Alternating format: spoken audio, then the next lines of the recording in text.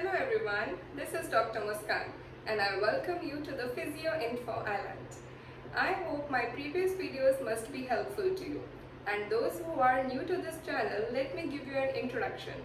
That this channel is all about physiotherapy related videos which carries immense knowledge and clinical relevance about the related conditions. So physiotherapy students, do not forget to subscribe. Okay, and so is my today's video, which is all about ultrasound.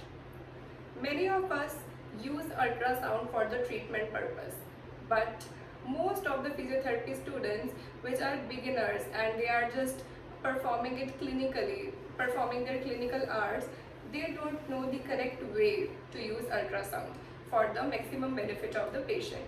So here I am today with this video where I will guide you about intensity, mode, frequency and duration of the ultrasound. So let's begin with the video. Let's take up with the frequency. In ultrasound machine, we come to see two frequencies, that is 1 megahertz and 3 megahertz, right? These are not just numbers. You must have clear understanding what they stand for. They are used for deep injury and superficial injury. So you have to decide wisely which frequency you want to use. Okay? 1 megahertz. 1 megahertz is for deep injury. When your target tissue, the tissue which you want to heal, which you want to treat, if it is beyond 2.5 centimeters, then you have to use. If it is beyond 2.5 centimeter, then you have to use 1 megahertz frequency. Okay, for the deep seated musculature, for the deep injuries, you will use 1 megahertz. And 3 megahertz, it is for superficial injury. Okay, if the target tissue which you have to treat, it is in the range of 1 to 2.5 centimeters, then you have to use 3 megahertz. It is more superficial for the treatment, right? So now let me give you an example.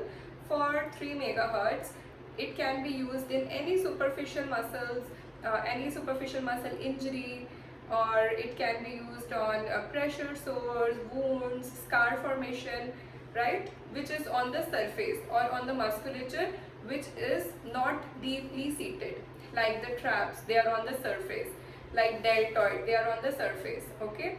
But any other muscle which is deeply seated, which is covered by the other musculature, you have to use 1 megahertz frequency, okay? Now let's come to the 1 megahertz.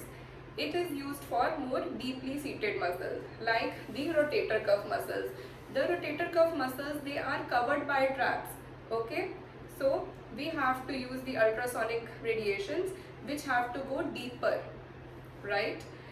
And along with that, you have to use it in the case of meniscal injury, ligament injury, any tendon injury, okay? All the deep seated structures, they have to be treated by the 1 megahertz frequency, okay? Also in the case of obese patient, you have to see in which the superficial fat layer, the adipose tissue layer, it is thick, right? Then you have to use 1 megahertz frequency to reach up to the superficial muscle as well. So this was all about the frequency. Now let's talk about the mode. In ultrasonic therapy, we come across two modes. One is continuous and the second one is pulsed mode. For this, you have to check the condition. Okay, if the patient is coming to you in the acute condition or in the chronic condition. If the patient is coming to you in the acute condition, what would be the problem with the patient? He will be having inflammation along with pain. Okay, so as we all know that ultrasound have thermal effect and non-thermal effect. The pulsed mode will promote the non-thermal mechanical effect of ultrasound. We have to use that in those patients because we want to promote more healing. We have to alleviate the symptoms in the patient and not exacerbate it. Okay, we do not want to provoke the symptoms. If in the acute condition patient is already having inflammation and we are giving continuous mode of ultrasound over that area, what will happen? due to the thermal effect, the inflammation will increase more. Patient will experience more pain, more inflammation on that area. Okay, the symptoms will provoke. So ultimately we are worsening the condition because of the lack of knowledge. So it is very important for us to know that in which condition we have to use which mode, which frequency. Alright. So in the acute condition we have to use pulsed mode, right? Along with that, you have to see in the initial phase, in the acute phase, you have to start with pulsed mark space ratio of 1:7, right? And then you have to further progress from 1:7 to 1:4 and then 1:1, because in the ratio of 1:1 there are some thermal effects. Okay, so you have to begin with 1:7 in which the thermal effects are negligible. Alright, now let's come to the continuous mode. It is used in the chronic conditions or in the subacute condition. Okay, now here where the condition is old and we have to treat that patient with the thermal effect, like in the case of osteoarthritis of the hip, of the shoulder, knee, in which there is stiffness of the joint, there is adherence in the muscles, and we have to use the ultrasonic therapy to increase the elasticity of the musculature. Okay, so in that case we have to use it in the continuous mode. Let's talk about the intensity and duration of ultrasound. In the acute phase, okay, you can set the intensity from 0.3 to 1 watt per centimeter square. Okay, then after that in the subacute phase you can set it from 1 to 2 watt per centimeter square. Okay, in the chronic phase you can set the intensity from 2 to 2.5 watt per centimeter square. Let's talk about duration.